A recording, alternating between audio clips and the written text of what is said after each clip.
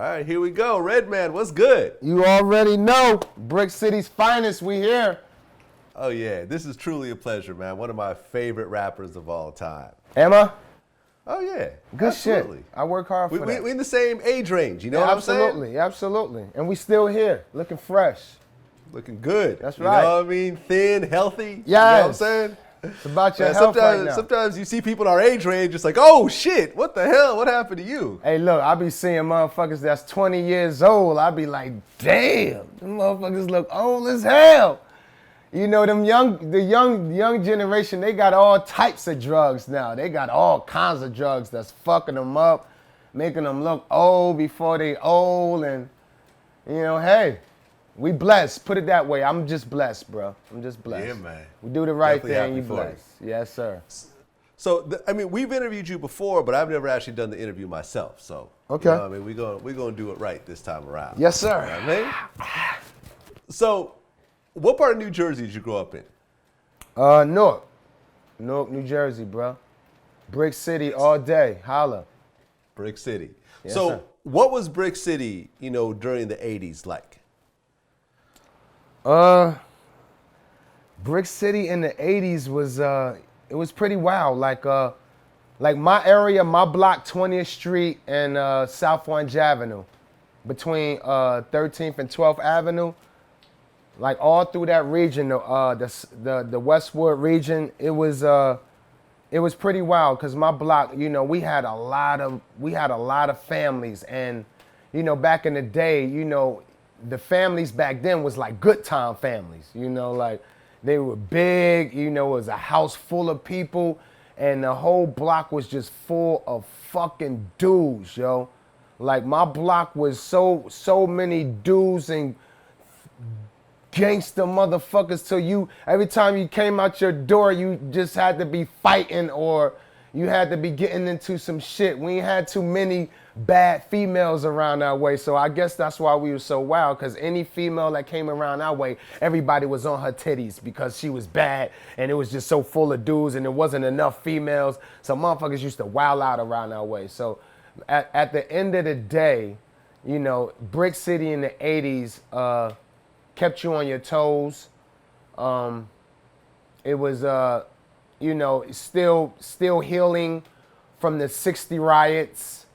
You know, a lot of people from Newark, New Jersey went to Vietnam, you know, from the riots. My pops was one of them. You know, my mom's, you know, she's, a lot of people don't know, but, you know, as far as Brick City, like my dad served the Marines right out of Newark, New Jersey from the riots, and went to Vietnam and did 2 tours. And my mother, she did affirmative action for Newark, New Jersey for over 30, 40 years since the riots, since 70s, since the 80s. So it was a big, you know, come up, but we was well respected, you know. Now, I remember there was the movie New Jersey Drive. Yeah, that shit was shot in Brooklyn, but it was a good movie. But it was about New Jersey. Yeah. And it was about the carjacking and all the car theft that was happening. Like, did you yeah, that see wasn't in the growing up? 80s though. That was more like the 90s. Yeah, that was more like the 90s. That was more like the 90s. But you were still hanging out in New Jersey in the 90s. Oh, absolutely. So how bad did that get? Oh, it got bad. Like it got real bad. Like, you know, everybody think like New Jersey is just known for carjacking. No, that was like, you know, that was just easy work, you know, that we got known for. But, you know, it's just way worse than that, far as like the murders and, you know, the dumb shit that happened. But at that time, we were definitely known for jacking a lot of cars, and it was crazy. It was just it got so bad to it was like a fad to, like, you know, and my crew that I hung around, you know, they were part of that, you know, so I know what it was like, and yeah, it was nuts. It was nuts. And New Jersey Drive, they did a good job on tapping in on some of the events, the happenings that went down as far as the carjacking, like at the end when the van fell over, crashed, and I guess, you know, some of the people died in there. One of them was a pregnant girl. That was like a true story. So they kind of tapped in to some of the events that happened in the 90s as far as the carjacking. But You know, as far as New Jersey Drive, it was like a little bit more, like 100% more, you know, worse than that. But it was good. It set a balance. It was good. I like it. You know, growing up, like, how involved did you get into the street shit yourself? You know, like as you hear in my songs, man, I never glorified like what I did or sold drugs or, you know, like I sold coke, I sold weed. You know, at an early age, I was just so into music till like, you know, my brother and them and my crew, they were heavily active. Like my brother, he did 10, 11 years. All my crew members that I hung with, they did 10 or 12 years and better. All of them. I was like one of the only ones that just bared off and did music. And I tell them all the time, they have they have a responsibility in my career, because while I hung with them, I just knew that wasn't my life, because I didn't want to run. I didn't want to be looking over my shoulder. And, you know, a couple of robberies we went on taught me that lesson, you know. You know, after one robbery, I got stomped out and shit under a car because I didn't want to run, but my crew knew to run. So it was like after that last robbery, I was just like, fuck that, you know, this not for me. I even told my brother, like at that time, because he the only one that came back for me. I was like, nah, this ain't for me. And after that, my brother did 12 years, 11 years. So I never really glorified that. I sold coke, weed at an early age. When I sold coke, I did it big though. You know what I'm talking about? Like I did it at an early age where I knew this was bullshit what y'all was doing. Me and my boy 2 Tech, rest in peace, we taking it to another level. And even at that age, we had older dudes that was mad at us, that was threatening us. And I even knew, I was like, damn, we getting threatened? We only 18 and shit. And the older dudes is mad, and I was like, and then when I seen the event happen with my boy, my partner 2 Tech, far as the coke, and I was like, shit, I don't want this shit either. So after that, I just fully went into music, fully went in. Left everybody, they knew where I was at. I sold weed on the side to get records and equipment that I needed, but I didn't go a heavy level. I just kept it at a level where I had customers to get what I needed, and that was it. But no, I wasn't really heavily active in it. I knew at an early age what I wanted, and that wasn't for me. And plus, I'm sorry if I'm talking too long. Plus, I was one of those niggas that didn't like to get up in the morning. I knew from school, I hated to get up in the morning. I didn't want to get up working and taking orders from anybody at 6 in the morning, catching a bus to take orders. That was the main fucking reason I rap now. So y'all know. It was because I'm talented and skilled. I love the music. But the main reason is because I don't want to get the fuck up in the morning and take orders at 6 o'clock, catching a bus. Now, didn't your mom kick you out of the house for selling weed? Yes, she did. Well, she kicked me out of the house because it was coke. And my pops kicked me out for the weed. I was at the dinner table and shit, and I'm just coming in off the block and shit. I go wash my hands and shit. So, you know, I'm being fast and shit. You know, I'm so much into myself. I got shit moving and shit. I got my hat on, and I had my Coke bottles up under my hat. And I'm sitting at the dinner table like an asshole with the hat on, knowing she gonna tell me to take it off. And I'm just sitting there just gulping down, you know, in my zone. She said, take that goddamn hat off at the dinner table. I'm like, come on, Mom. Coke everywhere. She immediately packed my shit, put my ass right out. And I don't blame her. I deserved it because she told me don't do it, don't have her around her crib, around her house. And I violated, so I deserved to have my ass kicked out. Whatever. Okay. So at what point did you say, I'm going to start rapping? Well, I was DJing first since 12. And I started really rapping at 16. I was here and there with my boy Craig Victor, Daryl Victor. First, my boy 2 Tech, R.I.P. that passed away. Me and him was partners for a while. And he got more aggressive on the street side a little bit. So I teamed up with my boy Daryl Victor. And we was just tapping in, just, you know, learning. We liked what we heard on the radio. We liked all the music. I was DJing at the time. I did parties. So we was always tapping in with rapping here and there, doing little fashion shows here and there. Once I heard EPMD album, Strictly Business, that's when the motherfucking light bulb went off over the head. I immediately, you can ask my sister, Roz and shit. Soon as I heard that record, I pulled back the curtain because that was the only thing that separated our rooms and shit back in the day. If you ghetto, you know about that shit. Pulled back the curtain, I told her motherfucking ass, I said, yo, you better start rapping now. Let me DJ for you because I'm going to do this shit. I told her at 17 or 18, it was around that age, I said, I'm going to do this. You hear this shit that's going on?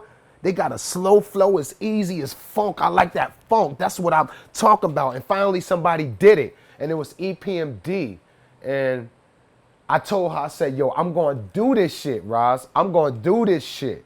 I told her at a young age, I was cocky with my statement too. I was real cocky with it. I was like, I'm going to do this shit, bitch.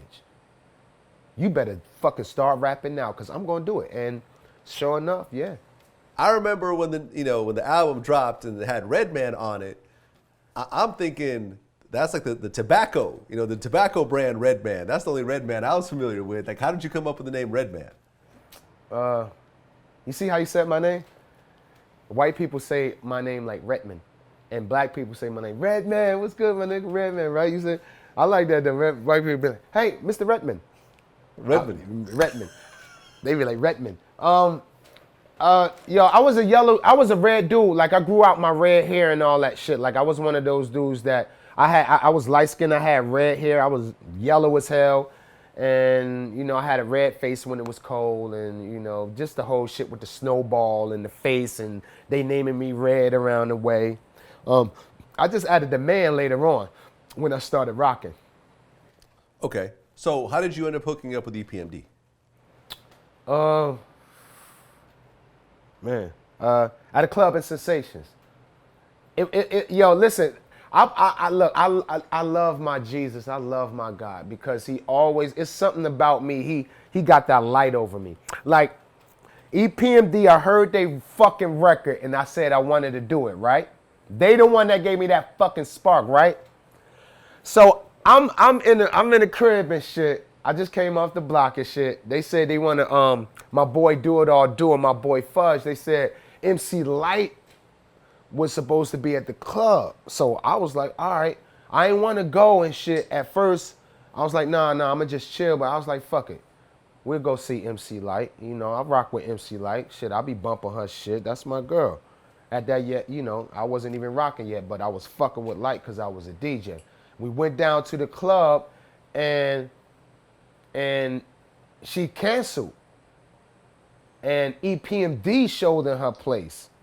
So we actually went to the club to go talk about an artist that, my boys wanted me to DJ for. I don't think it was Do It All Do. I think it was for somebody else who they was talking about. I don't know. I'm kind of mixed up on that. But our mission was to go into EPMD room and go in there and just, I don't know, just chop it up with him. And I talked, and what's funny is I talked to my boy Do It All Do from the Lords of the Underground. That's my boy. That's my right hand right there. And he was telling me the real story on it. He said they called E or they talked to E beforehand saying they was coming or whatever.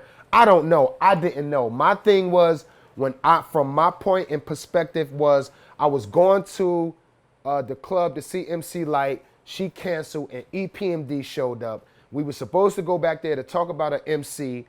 I was back there with my boy Do It All doing Fudge Pudge and me. We was back there with Parrish Smith, Erick Sermon, and K Solo.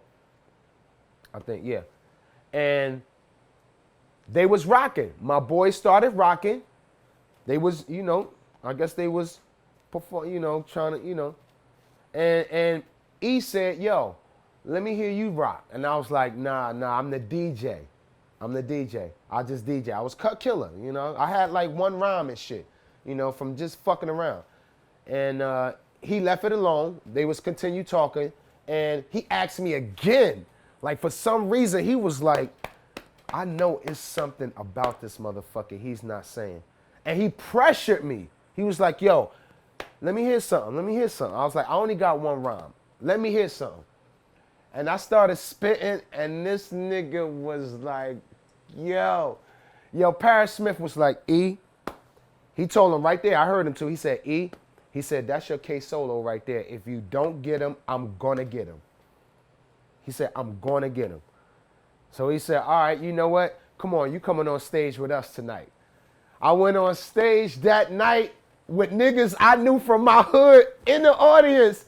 Yo, them niggas was like, yo, what the fuck is this nigga doing up there? I was up there, yo, I was ready to shit a chicken because I was so enthused and amazed that I was on stage. And they was like, and then they said, yo, this is our new artist. What's your name? I was like, Redman. What's your name? Redman. He's like, I just said Red. This is our new artist, Red and shit. Y'all gonna see him soon. And I just think I farted right after that. I just said, and the people in the audience, they was like, what? We just was with this nigga, right? And I got off the stage, and this is the illest part. Got off the stage, right? I don't know if my boy like me telling this shit, but I tell it anyway. But got off the stage, and I'm a real nigga. You know what I'm talking about? I'm very loyal. I think that's what kills me sometimes because I'm too loyal.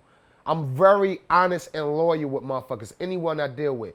And I knew that we was there talking about somebody else. And at the end of the day, when E was passing the number and shit, you know, I was like letting my boy take the number because, you know, all right, cool, y'all. We back here because, okay, cool. I didn't sweat it. As my nigga E was passing the number to my boy, it was within a 3-2 second moment. I swear on my mama life. I memorized the last 7 numbers. I ain't memorized the area code. I memorized 7 numbers off that note as it was going hand to hand. I swear on my mama's life. As it went from this finger to that, my boy finger, I memorized it. Bang, he took it. I ain't suck about it, no. I kept that shit locked in, got somewhere where I could write it down, and I kept it. Yo, waited. Yo, 2 weeks, we ain't gonna pressure the man. Waited 2 weeks. Yo, what's good? Did you call E? No, you know what? I'm gonna call him this week. Cool. Yo, did you talk to him? Nah. He wasn't home and shit when I called. Oh, word? All right, cool. Whole month went by. Going on another month. Yo, you call E? Yeah, nah, I ain't calling this week. You know what? I'm gonna give him a call and shit. All right, cool. You know, I don't pressure nobody. I wait a week. You know, let niggas live. 3 months went by damn near. 2 months. Till at the end of the story, my boy said, yeah, I lost the number. I said, what? You lost the number? You know, we ain't had no cell phones and shit. You lost the number? Immediately. Went to my fucking Hanadex. Remember what I wrote down? Had that little piece of paper. I was like, okay, you want to play like that? I mean, maybe you did lose the number, but I ain't got no time for that shit. Called, didn't get no answer. Called, I talked to his sister, Kim. Called again. I think I talked to Mom Duke and shit. And then I finally reached this fat motherfucker. And man, he was like, yo, it was like 4 months. 4 months in, he was like, yo, I've been waiting for you to call. What the fuck? And I was so shocked that he said that. I was like, man, because my boy had to know. I was so happy to talk to the nigga. I almost started crying on him because I'm here. He's like, yo, what's good? Just meet me in McDonald's and shit out in Long Island, and yo, let's chop it up. And at that time, this is how God worked for me. At that time, that's when my pops found weed all over the floor. I don't know how my stash fell out my pocket on the floor, but I had like maybe 30 bags of weed all in the floor, and I left it there and left out the house. He came home from work and saw all that weed. That nigga said, nigga, get out. And I had to get out right then and there. And I told, and that was like a day or before, or a day after, where he told me to meet him. And when I met him in McDonald's, he said, yo, I told him I ain't had no place to live and shit. And he said, yo, you know, you could come out here to Long Island. Now you living with with Erick Sermon, Yes. and you go on tour with EPMD. Yes, I'm a tour baby, man. I'm on tour. Well, I go to live with E. Even with then, y'all gotta understand, like EPMD they was popping on Strictly Business. I came in around at the end of So What You Saying album, Strictly Unfinished Business. I came in at the end of it, and he was living in a one-bedroom apartment with the road manager, Bernard, Cool B. Everybody know Cool B. Big up to Cool B. And he asked me to live with him in that one-bedroom apartment, man. And he never slept in the bed. He always slept on the couch. So I was allowed to sleep in the bed. And when he wanted the bed, we'd switch places. It was like a love seat, a couch, and a bed. We all switched places. And we did that shit for like 3 years, yo. Slept on the couch for 3 or 4 years. But yeah, I'm living with E. But that full time in that one apartment, we strictly music. Waking up, breakfast, everything is right there in that one-bedroom apartment, and we would bang out and go to the studio. We was banging. And I went on tour at a young age. I was like 19, 20. So I'm like a real tour hip-hop baby. I ain't learned no morals and shit. I ain't learned all that shit you supposed to learn at 20 years old about morals, about women and respecting. I mean, I respect women always, but I just didn't learn all that shit. It was just moving so fast, you know? Yeah. So you had a freestyle that you did on stage, like an A through Z freestyle? Yeah. Was that it was the not a freestyle, but it was actually the verse from Hardcore. That's what it was called. I think. Okay, yeah, I remember that. And that was the rhyme from there. That really introduced Redman and shit. You know, because I wrote that rhyme like that because of K Solo. You know, K Solo set the bar. You know, that's my brother too. Big up to K Solo. We born on the same day. That's why everybody thought we was brothers. And that is my brother from another mother. Bottom line, he'll bust his gun for me. I bust my gun for him. And that's brothers. And, you know, and he set the bar with the spelling. And I was a new nigga, so I knew I had to come in. I just couldn't come in rhyming and shit, so I had to kind of set a bar. So, yeah, that was the rhyme from there.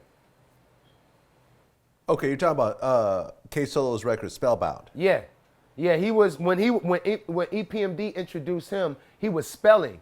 So when they introduced me, I knew that I had to come correct on with a style or something that was catchy because he already had set the bar on as a new artist coming from EPMD spelling. And that's what he was known for. It was something new and fresh. It wasn't just rhyming. And he was murdering that shit. So I knew I had to kind of set a bar too, coming behind Solo. So yeah, so that's why I was like kind of playing with the alphabets a little bit. Okay, so you're rolling with EPMD, and then it's time for you to drop your first album. Yeah. Yeah, Okay. Rolling with EPMD, learning. Even in between time, like I was still hustling a little bit, but I wasn't as much. So, you know, I had to find means and ways to make money here and there. And, you know, Biz Markie, that's my dude too. Like I've been knowing Biz for the longest. Actually, I went to Biz Markie first. I actually went to Biz Markie first at Club Zanzibar. I said, yo, Biz, I be rhyming and shit. I actually went to him first.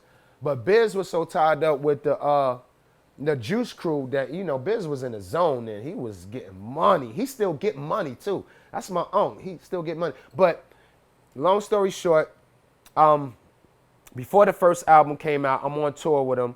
I was just running around getting money, hustling here, and I was running with Biz for a while getting money. And that's when I really got kind of popping running with Biz as well.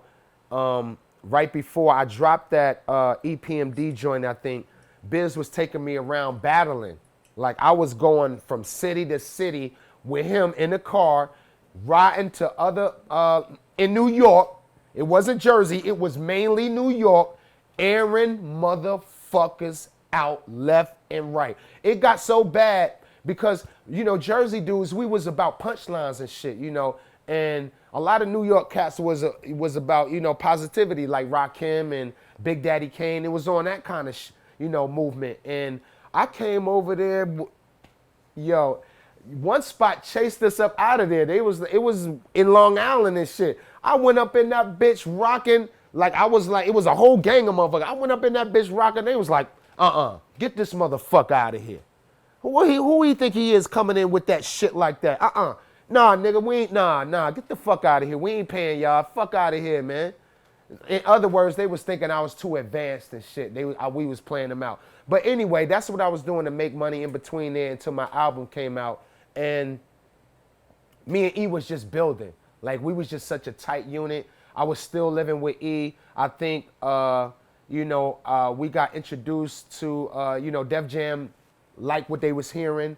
And the album was about to come out. I was preparing for it. It's just so much in between there, man. For example, I don't like to talk, so I don't know how, I like to give y'all the real on me, on what really happened.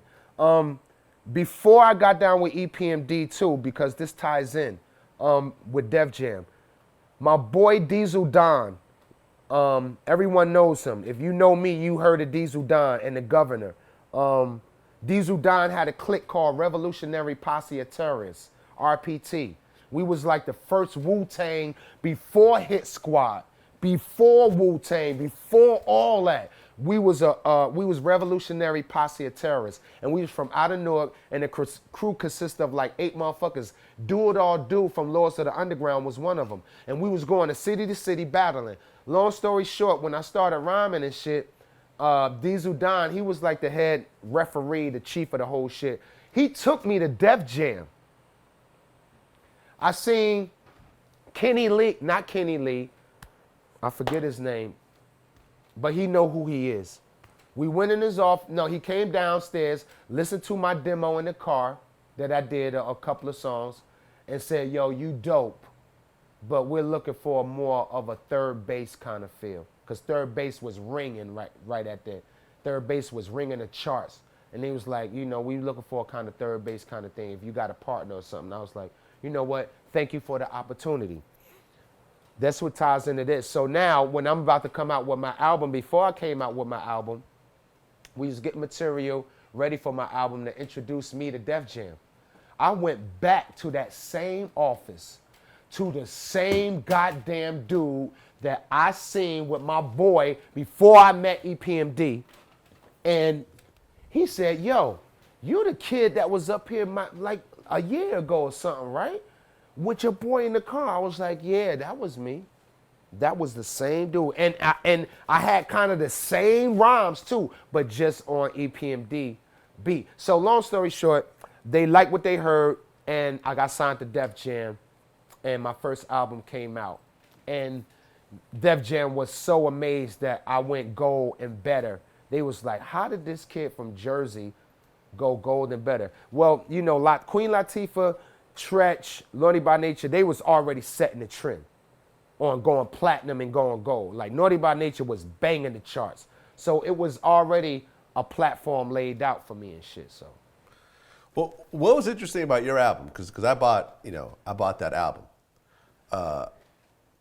Like up until right around that time, like weed and hip hop didn't really go together. Right. It was like, Dr. Dre would even, said, I don't smoke weed or stress because that gives a brother brain damage. You know what I mean? And like even in high school, before the album dropped, it was like the weed smokers was kind of looked at as kind of like the losers. Like the weed smokers would be just, the dudes wearing the heavy metal T-shirts in the back. And you know what I'm talking about? Exactly. Weed wasn't considered cool. And then Cypress Hill came out and you came out right around the same time, right? Yes. Cypress Hill, was LA, West Coast. They were the first ones to really embrace weed like that on the West Coast, I feel. But you were the first one out of the East Coast to really embrace weed. Is that a fair assessment? Yes. And you definitely, that's why I fuck with Vlad. First of all, I just did a show with Cypress like last week. And them been my dudes for over 20 years, man. And you're so fucking right, because my first of all, Ice Cube is one of my mentors, besides Slick Rick and KRS-One. And I was so amazed over the first Ice Cube album, America's Most Wanted. And NWA as a group is one of my top groups. And when I heard Niggas for Life and America's Most Wanted, and I knew they was feuding. If you listen to my first album, it's America Most Wanted influence.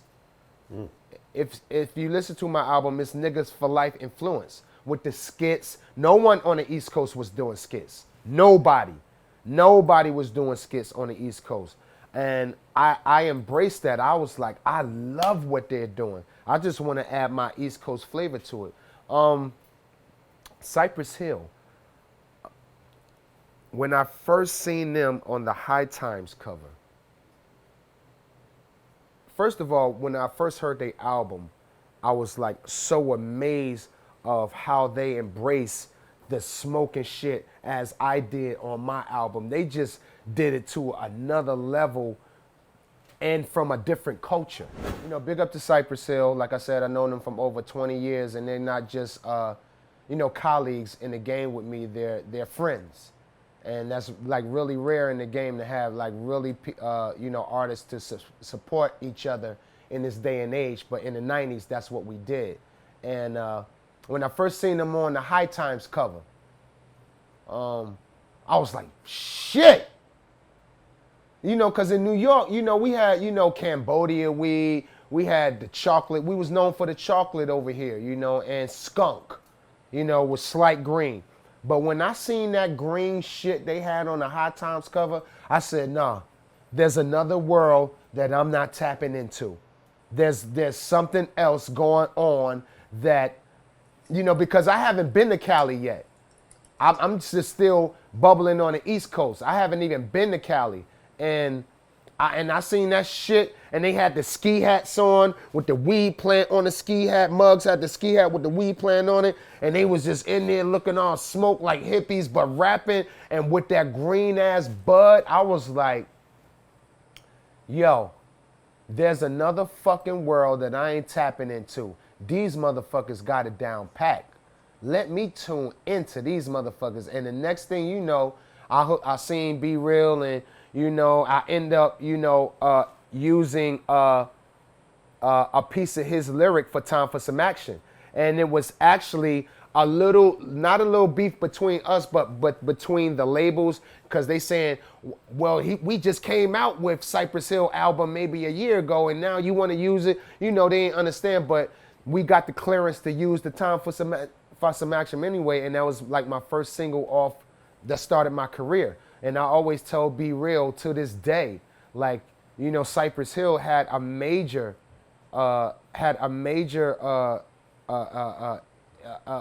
played a major part in my career as far as their music. And if you notice, I used the La La La La La La La La for Rockwalla, which was our biggest record with Red and Meth. So still again, I used Cypress Hill. And like I said, when I seen him on the cover, I just knew it was a world I wanted to tap into. That's why my music, as far as me talking about marijuana, got more aggressive.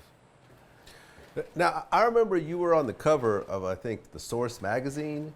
I was on High Times, the second cover, too. I was the second dude after Cypress Hill on High Times with Bud. So I made it official, too. Like, I was the second dude ever. Cypress Hill was the first rappers ever to hit High Time. I was the second, so go ahead. So I had to let y'all know that. Well, I remember you were on the cover of, I think it was Source magazine, and you had like tissue in your nose. Yes, sir. That was me. And what was the meaning behind that? Well, I had the tissue in my nose since the first album. I had the tissue in my nose since I was like 16. I got bad sinus problems. I have very bad sinus problems, and back in them days, it wasn't really no cure for that. It wasn't nothing that you can do, like, compared to nowadays. Like, my kids got allergies. They could go get a shot. Like, I go get shots now. So now I'm breathing, and I don't need the tissue like I used to. But back in those days, we didn't have no shots. We didn't have any of the, the new medical, situations they have for allergies now. So I had to deal with the tissue. My nose was always clogged. I always sound nasally. So the tissue kind of helped me not to breathe out of one nostril and to breathe out of this nostril without this nostril running too much. And when this nostril ran, the tissue caught it, and it was a fucking pain in the balls, put it that way. Okay. When you decided to actually show that on the cover. Yeah, it was me. You know, I just didn't believe. I believe when I came out, one thing I did believe back then, and I still believe to this day, and I would, you know, advise all new artists that's coming out, is just to be who the fuck you are. If you fucking sleep with tissue in your nose, you know, you let motherfuckers know. I sleep with tissue in my nose. You like to watch porno, you let them know. Hey, I like to watch porno. Don't be something you're not, because you'll definitely get, I don't know, you get checked later on who you are. And then when they find out it's not who you started with, it's like a whole big mess. So the tissue in my nose just resembled, not just to say I was a nasty motherfucker, just to let you know that I was free and letting y'all know who I am. I'm a dope ass rapper, but I got sinus problem. So I stick a tissue in my nose. Whether you like it or not, I'm gonna rock. And that was really the message I was just trying to bring across, you know? No doubt. So you're fucking with EPMD. Yes. And at this point, you know, it's the Hit Squad, right? Yeah. It's EPMD, it's Redman, Nuts. it's K-Solo, Nuts. it's Das Effects, Nuts. it's Keith Murray. Keith Murray wasn't there yet. Keith Murray wasn't there. Okay, Keith Murray wasn't Keith there. Murray Okay, came later on after the breakup. Oh, okay. Yeah. Okay. Anyone else that I'm forgetting in the Hit Squad? Red, K-Solo, Das Effects. Even with Das Effects, like Das Effects was the next group to come on, and EPMD met them at a show in Virginia. And I just remember them calling E-House all the time, like, yo, they listen to our demo, Red. Yo, Red, they gonna put us on? I was like, yo, I'ma find out. And next thing you know, they came up like I did, and it was history. But Das Effects, Redman, K-Solo, EPMD, Craig Mack was with us. He lived in Long Island, but he wasn't on. He was just running with us. He was on tour with us a lot. And my boy Tom J and his boy, it was, I forgot, the Knuckleheads. The Knuckleheads. Okay. Hit Squad, yeah. The tours was crazy, like I said, like, you know, we tour babies. Like, I'm a hip hop baby, so at that age, carrying bags and rocking on stage, it was amazing. Well, it seemed like when Das Effects came out, it was like the next shit. It seemed like everyone wanted to rap like Das Effects at that point. Remember, it was just one of those things where it's like, it was like the next level in hip hop. Yeah. They set a trend. That's why they was like, you know, they was like all of us, we were very valuable assets to the Hit Squad brand. And they definitely helped carry that Hit Squad brand. Even to this day, man, they still rock, man. Them my dudes, Das Effects. But at that time, man, that style, it was just so crazy how they flipped it with punchlines back to back to back to back. So people just started, you know, putting a little stickity wiggity in they.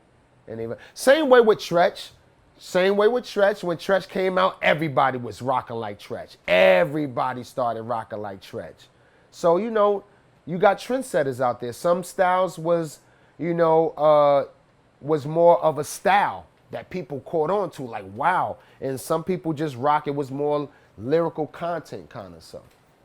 Yeah, they definitely killed the mold. They definitely set trends, Das Effects. Those little cocky bastards. They were so cocky too.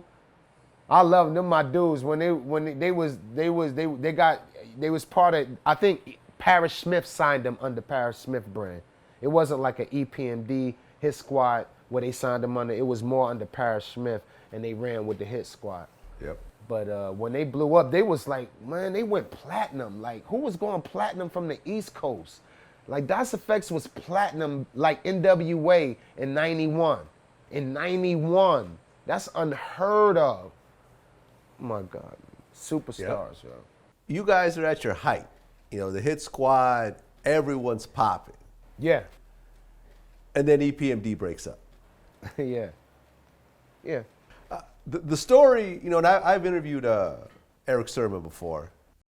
It's always financial, B. Like, again, at the end of the day, you think somebody is doing you wrong, you know, whatever, and then you're young because you figure that my money is not matching up with my success.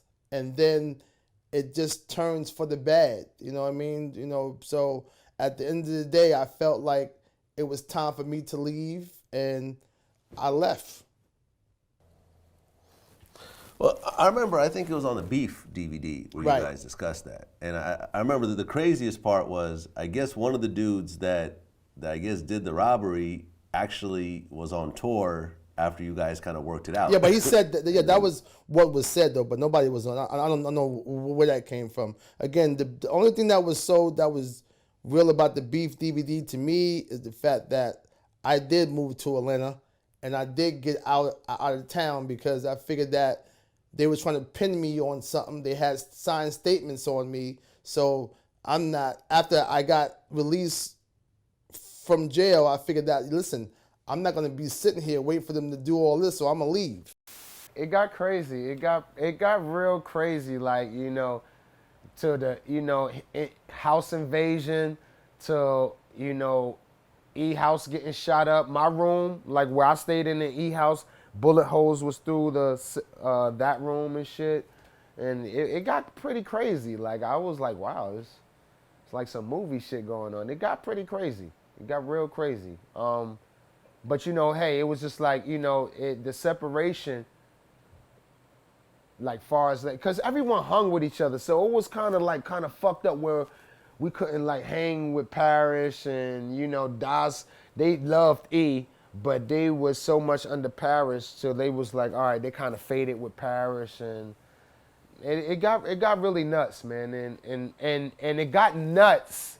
My thing was, I was disappointed that it got really nuts when it was my time to shine. You see, that's when my first album came out, and we were supposed to go on tour, like, again, with my first album out. Like, we went on tour with K Solo album and Das Effects album. Now it's my time to go on tour and have the Hit Squad back me and have that Hit Squad, the whole empowerment of the Hit Squad back in Redman now for his solo project. And that shit never got, you know, happened because of the breakup and all the bullshit that was happening. But yeah, I mean, everything, yeah, it got real crazy. From home invasions to house getting shot up, shit was real, you know? Did anything actually happen to you during that time? Oh, no. I was a hood nigga. I know how to coach through shit. Like, I was a rider at that time. Like, I ain't give a fuck. Like, E know too. And K Solo is a rider. Like, that is my brother. Like I remember one time, somebody took a chain out of E house, like one of his big chains and shit. And I found out about it, and I told K Solo, and immediately K Solo said, yo, I know where to go to get this nigga. I know who it is, because they found out who it is, who it might be. K Solo said, let's go. We walked 20 minutes to the train station, jumped on the train, went to Queens, got off the train in Queens, walked right downstairs and saw the nigga. Backed him down. Made him jump in the car he was driving, took him back to Long Island, and took his ass right to E. And E had his fam and niggas there from Brooklyn. I said, y'all do what y'all want with him. I'm taking the car. And I kept his car for like 3 months and shit. I know I had his car for like 7 months and shit. And find out and shit, this nigga took that car from somebody else. So I'm whipping around. I took a car from him. He took a car from somebody else. I'm not knowing I'm driving around an already jacked car that I jacked from somebody. It was the white T-top fucking Trans Am.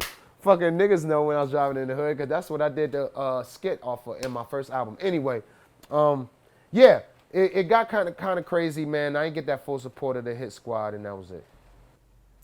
Okay, so then you guys break up. Yeah. And it becomes the Def Squad. Breakup happens. Yeah, I think that kind of, Keith Murray comes along. Yep. Then the Def Squad happens. Okay.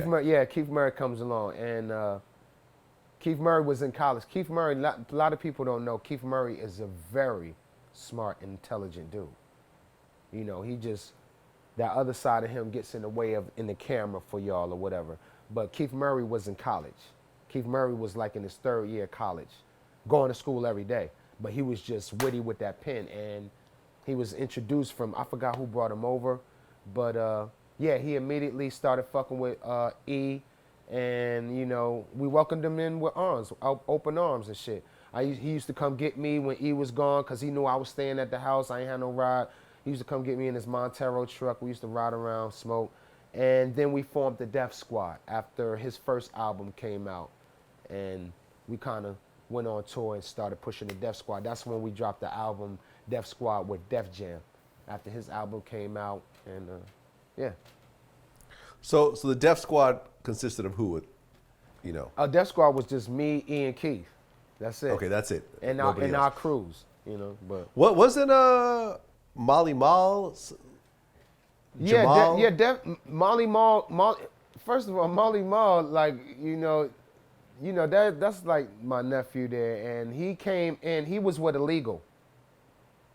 You know, and he produced that first album from Atlanta. You know, him and Malik. You know, big up to my young nephews. Malik and Jamal, they were called Illegal. And after they broke up, you know, Marley did a solo album and then we helped them produce it. And then he, you know, officially came down with Def Squad after we, you know, had the squad going. So yeah, he came in right in when we kind of started it as well. And also Passion. If you listen to Eve compilation album, you hear some of the artists that was part of Def Squad, but the main three was just me, Ian, Keith. And Marley G too. Marley G. Exactly. Okay. So now your shit is popping.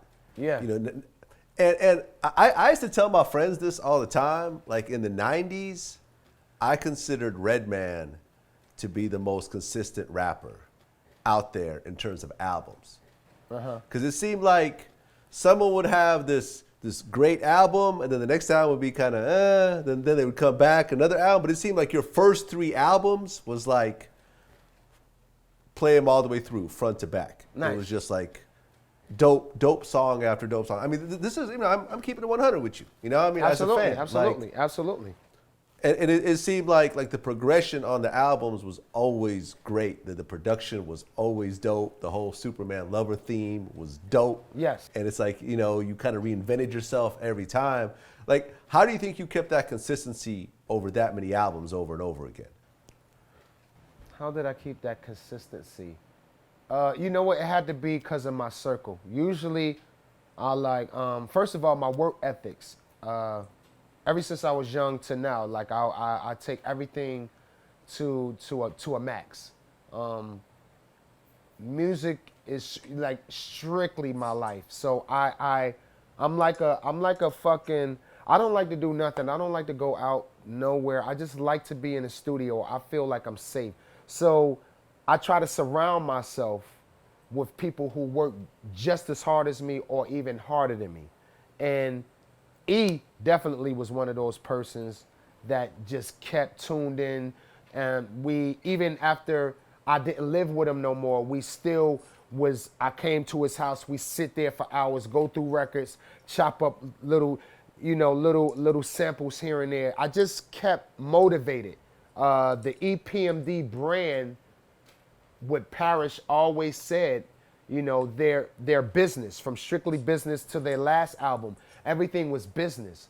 So that really pertained on how they really worked. They stayed on top of shit. They didn't wait to the last minute to do albums. They was doing albums beforehand. So I kind of learned that, I would say that platform that they built on business, on how to think ahead, how to just keep working. And if I don't got it, keep building till I get it. And I came from that brand. And now I take it to another level and in this new era that we're dealing with now. But back then it was just strictly my circle, man. EPMD, you know, watch DOS Effects, they was killing shit. They was murder. And my dude Busta Rhymes, Tribe Called Quest. You know, like Q-Tip helped introduce me to the game with the scenario video.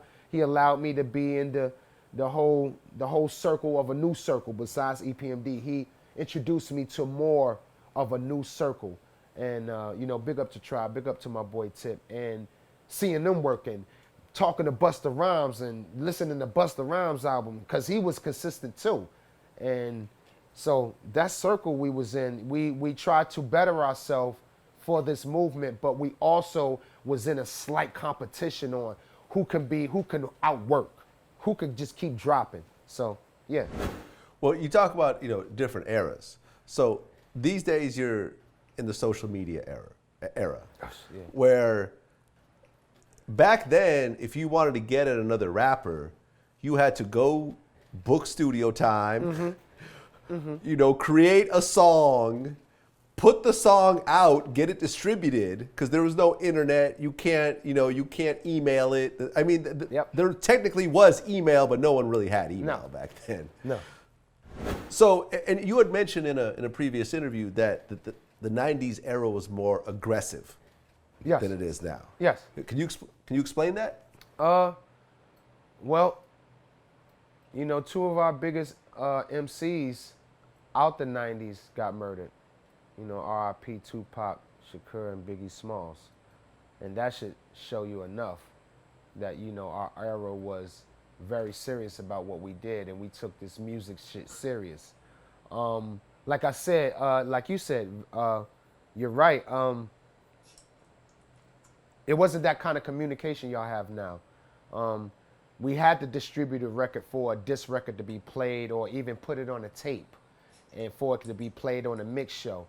But usually the beefs, and KRS-One can vouch, usually beefs was meeting you at your show, or meeting you at your sound check, or just coming to your block, or setting that, whatever. It was definitely more of a more right there in your face kind of thing than, to now where you can just communicate through social media and y'all can quiet the beef down. And that's good. That's good that y'all have a social media platform where y'all can squash the beef, where y'all don't have to meet each other at y'all show and the sound check and fuck the show up for everybody. That's fucking good. But back then we didn't have that communication. And, we was look, that goddamn MC Hammer, very serious about beef. Y'all motherfuckers laugh and y'all joke about Hammer. No. That nigga was deep with niggas. And he used to anybody who talk shit come to the Bay Area, they was in for it. Cause we seen it. I seen it. And he was very serious about beef. Oh, you gonna talk about my dancing pants? I see you. And he will whoop a nigga out. Our era was aggressive in that way, is that in a way of we love this music so much that we was willing to meet you at your show for it. We wasn't ready to talk with the media, to calm it down. We didn't let it die through everyone talking because everyone got it on their email or their blog, and now the beef is settled. No, once someone said something about you, it was hard to hear another response like, did he say sorry? And if he did say sorry, it ain't come through the grapevine to another week or so. By then, you already done seen a nigga at another show already. So, yeah, it was really, really aggressive, man. And yeah, shit went down in the streets. It wasn't really no phone calls, no emails saying I'm sorry. It was just right there. Okay, you said something. We meeting you at your show. You know the routine. And my crew was good for doing that. Big up the DJ Twins, Brooklyn. We in the building, Brick City in Brooklyn. But yeah, we seen niggas on the spot all the time. We ain't give a fuck. Like who are some of the people that you had issues with during that era? Who have I had problems with? I never had problems with nobody. Me and Mobb Deep used to have a little beef and shit, but it wasn't nothing. We seen them one time and it was over. We squashed it. We never got the fight and it was nothing. I really never had no beef with nobody. All my beefs was you ain't hear about. It was on the street. Like my shit wasn't televised. And real niggas that's like me, that's in the rap game, that just don't give a fuck, that you ain't gonna let the rap game change you. if anybody talks shit or whatever, you gonna go see him regardless. You don't give a fuck about the rap game. I'm one of those niggas. I can laugh with you in the whole day, and I don't brag about no guns and no hammers, no nothing. But when it's time, I go get my brother and we go get that hammer and we handle fucking business. And all my beefs, most of my beefs, I got my hammer myself and went to go see the nigga. Like, yeah, and they were surprised to see me too. Like, yeah, I heard you was, maybe we can, and yeah, they had they hammer most of the time too. And yeah, it could have went either way, but it wasn't televised. And I ain't never talk about it, and you won't hear that in my record. But yeah, that shit really go down, especially where I'm from. And I gotta stay on my toes with that. So yeah, but far as the rap game, nah. I'm a smoker. Smokers don't be getting in, come on. Smoking, come on, smoke. You mentioned MC Hammer. I remember I seen an interview with MC Search from Third Base. And remember, Third Base had dissed MC Hammer. Yeah. And he told this whole long story about how MC Hammer put a hit out on these dudes. Yes, they with did. Like the Crips in L.A. Yes. To the point. I believe it. Yes. Yeah. MC Hammer don't fucking play. And believe me, you not. If they would have came back in L.A. and that word was crossed, they probably would have got touched. It was serious. Hammer, yo, y'all got to do the knowledge on Hammer, man. Yo, even when I said about Hammer, yo, I said, listen to my first album. When I did the skit, and I was like, you know what? That goddamn MC Hammer, fuck him, fuck his mama, and the whole nine. That nigga came up to me on MTV Cribs on the last episode they had where everybody out on, not MTV Cribs, sorry about that, I'm zoned. On the last Dr. Dre and Ed Lover on MTV. When they had the last episode. Yo MTV Raps. Yeah, Yo MTV Raps. When the last episode they shot, when they had everybody rapping on it, MC Hammer was there. That nigga approached me. He was like, Red, I'm going to tell you something. You young, but I don't allow nobody talking about my mama. You understand me? I said, yes, sir. Because, yo, we was already in Oakland with EPMD, and we damn near had to bounce up out of there for that. Because they had niggas back here, back here, back here. We had to get the fuck out of here. They wasn't playing. We was almost boxed in. And I'm at a young age, too. I'm like, yo, this nigga is not playing. And he seen me at MTV Cribs. He shook my hand. He was like, you're a youngin'. I like what you do. But you just know I don't play nobody talking about my mama. And I was like, you right, man. Now, I was the cool. I wasn't no pussy, you know what I'm saying? I was like, all right, my nigga, you know what I mean? But I was like, yes, sir, MC Hammer. In other words, I got the message. I heard about you, and I seen your work and what the 357 and all them motherfuckers could do. I seen that shit. I'm good, my brother, because I got to come to the West Coast and get money. I like it out there. I like the Bay Area. So, yeah, fuck that. You right. I won't talk about your mama, but. Wait, you say the 357? You're talking about Oaktown? Yeah, the Oaktown girls, all of them. The three, all of the three them. girls? All of them was out there. The girls, the women, everyone. The men, everyone. Everyone rolls. It wasn't just niggas out there. Bitches was ready to mash any bitches that we had or any other crew had. Any bitches y'all came with, they getting mashed out too. Serious. It was serious with Hammer. Crazy. It was, yo, you ask around. I know. I've interviewed MC Hammer before. Ask around. It ain't just me talking shit. And I'm a real nigga. And I don't brag on other niggas, but I say that about Hammer because he did so much for rap, even though people didn't consider him as an MC. But regardless, he's a black man that helped carry the culture over, and he did it big. And he's a guy that believed in anything that he gonna do that shit big. That's just what it is. Whether it's gonna be music or you gonna talk about me, we gonna fight, this is my crew, 100 motherfuckers. So I gotta respect that man. I always respected him. That's why I talked about him on my album, because I respected him. Like, he's so large, I gotta get at him.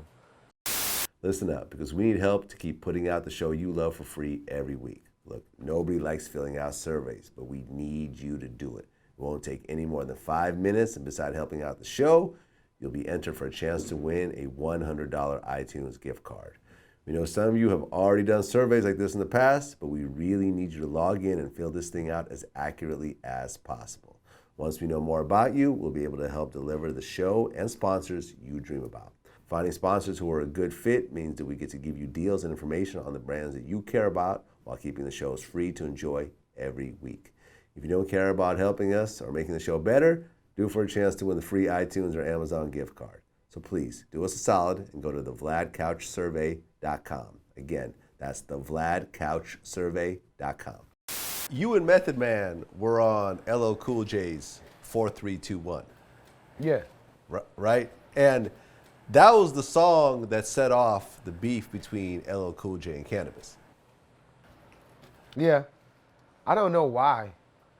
I kind of heard what Canibus said on a record, and Canibus was dope, man. He was a young cat, very humble. He would listen to everybody. He wasn't one of those cats that was cocky, even though we knew he was a fucking beast. He was very humble, and he was hanging around with the Def Squad a lot too, with Marley G, me, Keith. He was hanging around us a lot. And I knew that when he did that verse, it wasn't aimed at LL, but LL is a beast, and he's a cocky motherfucker, and he's another one that's not gonna let you ride and say no slick shit without you getting back at him. So, it just went on. Canibus did his verse, and he said, yo, let me borrow that mic off your arm. LL Cool J went and redid his verse. Yeah. And then put it out. Well, Canibus said that in a way of saying, I respect you, LL.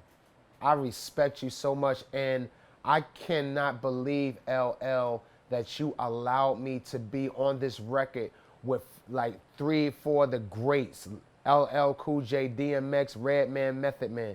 I can't believe that I am part of this circle. Thank you, LL. Let me get that mic off your arm and show you what I can do, kind of thing. That's how I think he presented it as, not on somebody else's opportunity fucking it up, like, let me get that mic off your arm, show you how it's doing, big. Nah, that's not Canibus. That wasn't Canibus at all. Yeah. That'd have been just too cocky. Talk about this man who's helping you out on his record, and you gonna talk about him. I wouldn't even allowed that. Like, nigga, go ahead with that. Cause me, like I said, Canibus was cool with the crew. And we would have definitely let him know, like, yo. But when we heard it, we didn't take it to offense. We just heard LL went back in and did a verse and was airing shit out. We was like, whoa, what the fuck? We're like, oh, shit. We was like, it's some shit now. So, yeah, man, it just balled up, man, from there. And they went at it, and that was it. Yeah, and that was actually, like, LL's comeback, like the... his diss record towards Canibus, I thought was like, okay, the LL that we grew up with is back now. Yeah. Then he came with, do you want to lay it down, down, down, down. You took the wheel day, and all is up this journey all day. I can love you better. That's when he came with the I love you better. He was cut and shit. He was in the gym. He came with the I love you better shit. Bitches was wilding everywhere. They was like, you see LL? I was like, God damn it. This motherfucker know how to do it, huh? So you're at Def Jam at like the height of Def Jam. It's, you got Redman, but you also got Jay-Z, you got DMX, you got Ja Rule. That's right. What was that era like to have just these monsters on the same label as you? Well, first off, coming on Def Jam label with Onyx first, and me, Meth, Onyx, and J.O. Felony from the West Coast, man. We building it from there, then moved to DMX, then Ja Rule. At that time, like, what was that? The early 2000s, right? Right. Early 2000s. It was money time, go time. Put it that way, go time. We put in the leg work in the 90s. I dropped Muddy Waters right before 2000 came. That was like my big break far as me being more accepted internationally with Muddy Waters. And when 2000 hit, me and Meth, 2000 hit, now we rolling. DMX coming, Jay-Z coming, new money, new faces, new era, new feel, but it's still aggressive fucking hip hop. New building for Def Jam. Kevin Liles moves up position. Leo Cohen in position. Tracy Waples, Rhonda Cohen, Phalan, Shanita, like all these people, like we're in position, we're rolling, we're the label that everyone wants to be like. We're the ones that's doing the biggest tour ever, the Hard Knock Life tour.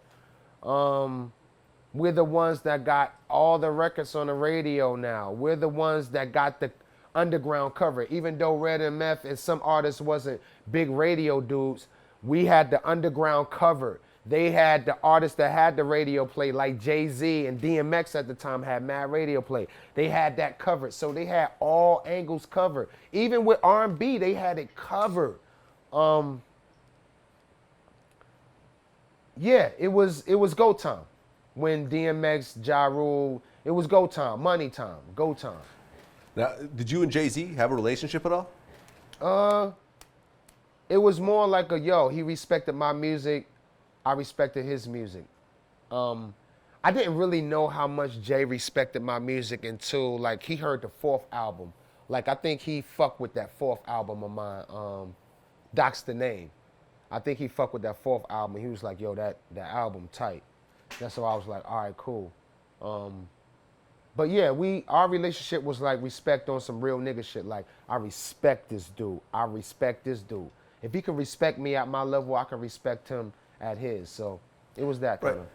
Because he was actually president of Def Jam while you were still signed to Def Jam.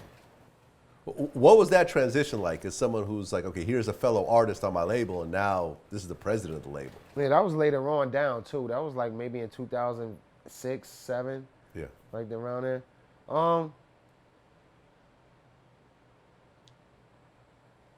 Didn't much change on the real when he became president. But I knew that he accepted the job because, first of all, Def Jam was a mess, just like the presidency was a mess. Nobody on, Bush was fucking shit up. They wanted to get him out of there. Kevin Liles done left. Leo Cohen done left. And it was just so many CEOs coming in to run that position. So I guess just Jay was just like, this was a brand that, started, with Run DMC, LL Cool J. Let me step in and see what I can do since I know most of these artists. And this just me just thinking off the rip, just from how I see Jay as, why he's accepted that position. Like, I know most of these artists. I kind of know the Def Jam platform since I'm still here and I've worked under Def Jam. I kind of know the platform a little bit. Let me give a shot at it instead of letting some other motherfucker come in that don't know shit about hip hop come in and trying to run a company. That's what I took it from. And he did his best. He had his team up there and they was doing the best that they could. But I guess Def Jam was more in need of a tune-up besides having Jay-Z as a face as the CEO. It was more of the mechanism of how it used to run. Def Jam used to be respected as the label that Leo Cohen told me once that, what he saw as Def Jam. And his words were, we are the motherfuckers that's under the car, fixing the car for that bitch to run. We're the motherfuckers that's under that car, making that car run. And I took that into heed and what he said, and I was like, yeah, we are those motherfuckers that work hard for what we want to make this shit run the way it do. And once he left, all that left. All that aggression of wanting to win on how to build an artist, on how much we love this rap shit left. And now it turned into a business. Let's get the new hot artist that's in the street. Oh, he's hot, let's sign him on. Now we're just getting artists with all kinds of sounds that they're not used to. And that's when the big mix-up came in. And, you know, once they started putting like guys like me, Ghostface, and Sheik Luch, who's my dudes, we all came out in 1 month one time. They all had us on schedule to come out at one time at 1 month. I was like, after that, that's when I knew it was on its way kind of downhill. So, you know, back to the question with Jay-Z, he just came up there to try to do the best he could, because I felt he knew that Def Jam need a rerouting on all the business, on all the artists being communicative, and he thought he was that guy that could pull it all together, but it was deeper than him. It was deeper than him. Well, I mean, to be fair, under Jay-Z, Rihanna got signed to Def Jam. Young Jeezy got signed to Def Jam. So he had some notable acts on there. Yeah, well, but he came in at the intel of all the last of the Mohican 90 niggas leaving. And it was even like a show and kind of prove thing. All right, you know, before we get the fuck up on out of here, Jay, let's see what you gonna do, kind of thing. That's how we looked at it from our end. So yeah, he got notable artists. Yeah, they were new, what he brought in. Yeah, he got money. He could tailor them. He could tailor them up to a right way to be presented. Right there, he's in the office. But far as handling the past artists that helped build this shit on how to differentiate the promotion on artists like us and Rihanna. You got to understand, the same kind of promotion staff that worked on R&B and pop was working our shit. And it was just mixed up here and there. It wasn't, you know, back in the day, we had a street team. We had an area for the underground. We had an area where we knew, all right, this team knows where to tap in at for our audience. This team know where to tap in at for Jay-Z audience. All that left, it was just one umbrella, everybody under it. You get a date, you get that same promotion. And that's where, you know, where we thought he can kind of bring that together and kind of specialize a team just for us. Since he was from our era, he could kind of understand what we need. And with the Rihanna and the pop groups, they already set. But that didn't happen. You showed up on Tupac's All Eyes on Me album. Yes, sir. Did you actually know Tupac before that? Absolutely not.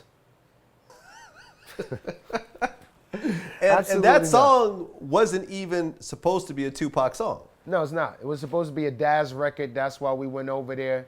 And me and Meth was just in L.A. You know, Corrupt and Daz been our dudes been our homies for over 15 years. And they asked us to jump on the record, and it was for Daz album.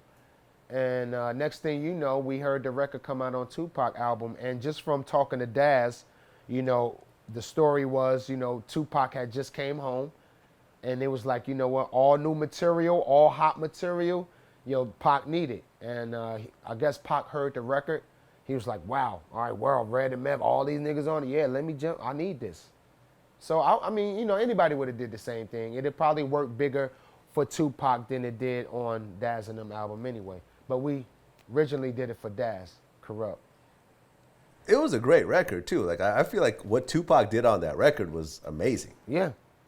That whole album, All Eyes on Me album, was dope. Fucking dope. So did you actually meet Tupac after that? Yeah, seen Tupac a couple of times and shit. I seen him a couple of times. I seen him with Keith Murray one time. Keith Murray got a story on it. I was there at that story, but I'm not going to tell that story. You know, that story stays sealed with me forever. Keith Murray talked about the whole situation with Tupac a few times.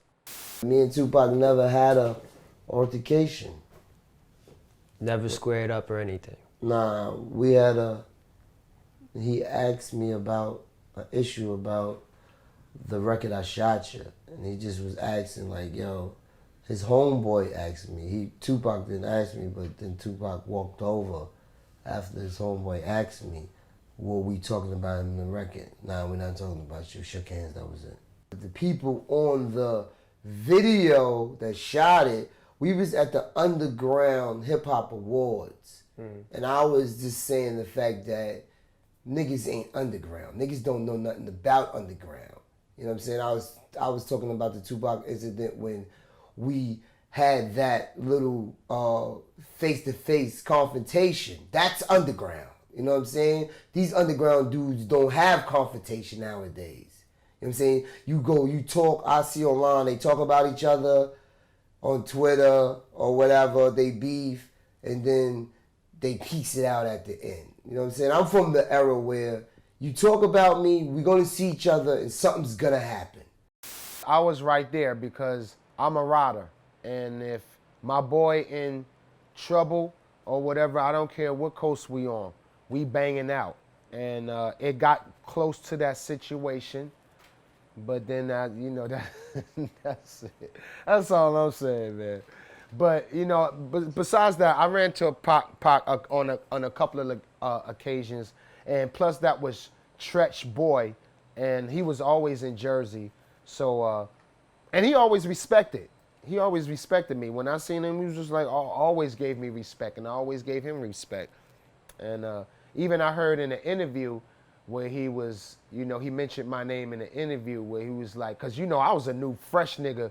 But then again, my album reached out on the West Coast a lot because of how I, was built from Ice Cube or whatever. The album, it counted, was that kind of platform. But my album reached out to the West Coast. They used to think I was a West Coast nigga. But Pop mentioned me in the interview, was like, we got to get these dudes, from out here, like real so-and-so Redman, and we need to get everybody together and utilize. You got to understand, Pop was talking about,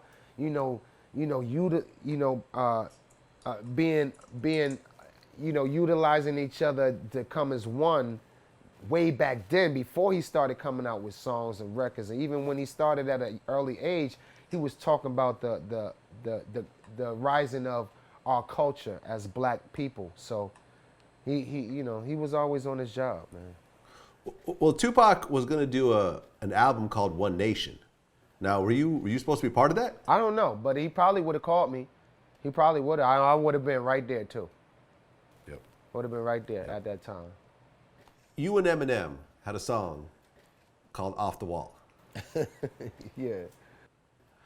How did that particular song come together? It was for a soundtrack.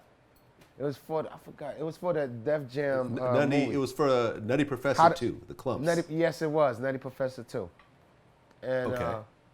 I don't know, they needed a song, and Eminem was bananas at the time, and I was bananas at the time, and they just said, yo, we got to get these two together. And I went out to Detroit, and I sat in the studio with M, and it was just like a fucking tornado in that bitch of brainstorming, because, we sat down and wrote the rhymes right there, and we was just brainstorming, and then when we finished the brainstorming, then it was time to lay the shit. And yeah, it was nuts. We was going at it. We was definitely going at it.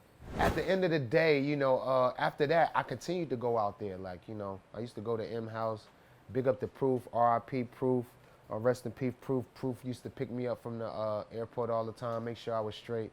So yeah, it just built another relationship with a dude who I respect in the game, Eminem, and the whole D12 family.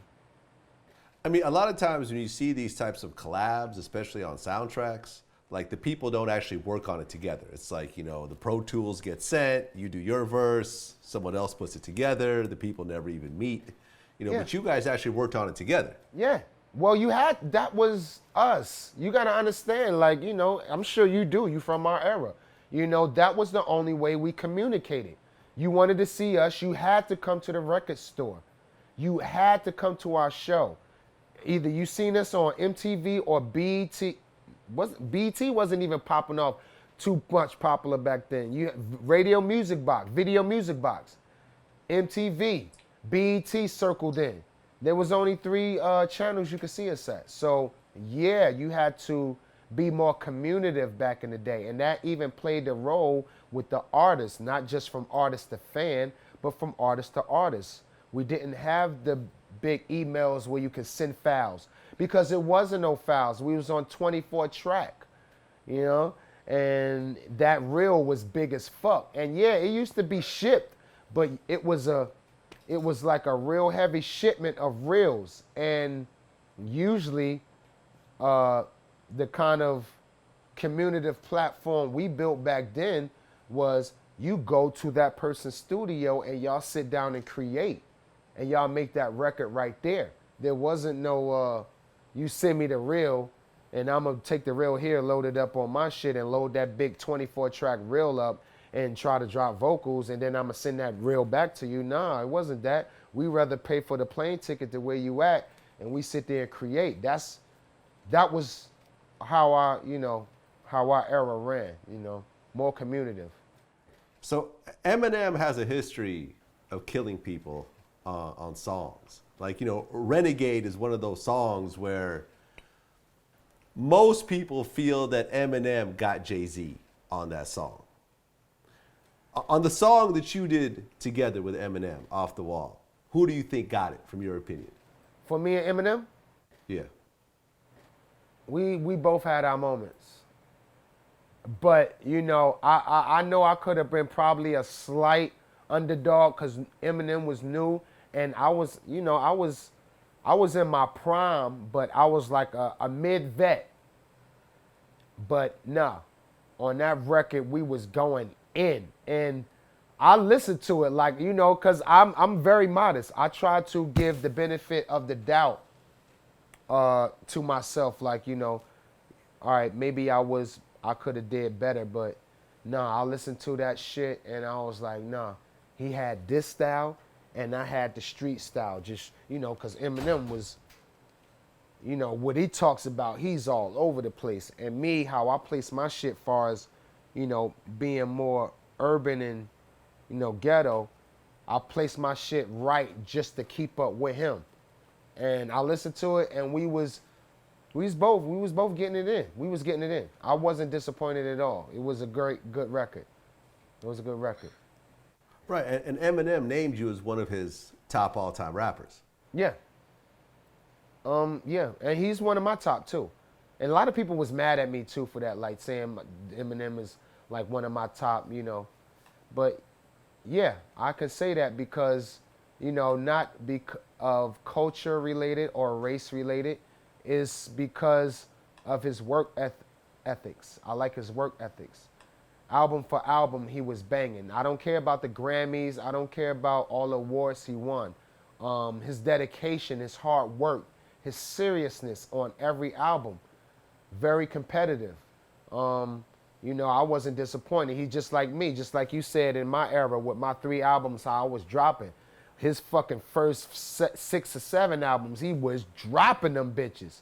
And whether we heard of one of them, maybe not as popular as the next one, it still did numbers. And yeah, we can blame it on his race. Yes, the white race it supported him more. Yeah, he's white, yes. But is he nice? Yes. Do he get respect by the black culture and any other culture, Chinese, Mexican? Yes, because he's nice. So yes, he's one of my top, just like I am his. I think I'm one of his top in the more of how I MC and the aggressiveness I brought to hip hop. I think that's what he respects more of too, the aggressiveness I brought, or what I talked about and how much I ain't give a fuck. And plus, Eminem knows my camp too, Outsiders. He's been in Newark. He's been in Newark before he came out, so he know.